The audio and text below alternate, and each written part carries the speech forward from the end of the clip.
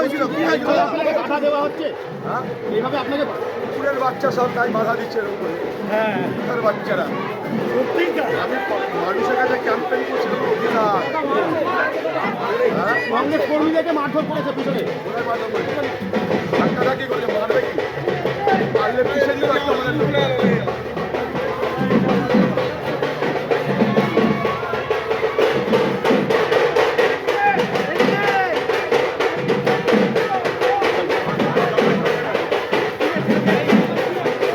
সেরকম কিছু নয়, এটা আমাদের পাড়া নিজেদের ওয়ার্ড। আমরা প্রতিদিন সকালেই একটা করে তৃণমূলের নির্বাচনী প্রচার বের করি। আজও বেরিয়েছিল। তো আজকে যে রুট দিয়ে যাচ্ছিলাম সরু গলি, পিছন থেকে দেখলাম হঠাৎ করেই পরিযায়ী নেতা আমাদের অধীরবাবু উনিও মিছিল করতে বেরিয়ে গেলেন।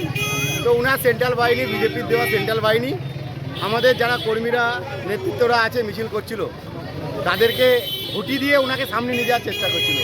ওনারা বুঝতে পারেননি যে এটা তৃণমূলের মিছিল, তাই যেটুকু হওয়ার একটু সরু গলির মধ্যে ধাক্কাধাক্কি সেটুকু হয়েছে, এর বেশি কিছু নয়। ধাক্কাধাক্কি হয়েছে তো? ধাক্কাধাক্কি সেইভাবে নয়, একটা সরু গলির মধ্যে দিয়ে দুটো মিছিল গেলে যেটা হয় সেটাই হয়েছে। কারণ ওনাদের সেন্ট্রাল বাহিনী যেভাবে মেশিন নিয়ে, আর্মস নিয়ে আমাদের কর্মীদেরকে ভয় দেখিয়ে সামনের দিকে ওনাদের নেতাকে নিয়ে যেতে চাইছিলেন, সেখানে আমাদের একটা সুন্দর মিছিল যাচ্ছিল সাজানো গুছানো, সেই মিছিলটাকে ভেস্তে দেওয়ার জন্য। তো সেই জন্য একটা প্রতিরোধ যেমন সরু গলির মধ্যে গেলে হয় সেটাই হচ্ছে।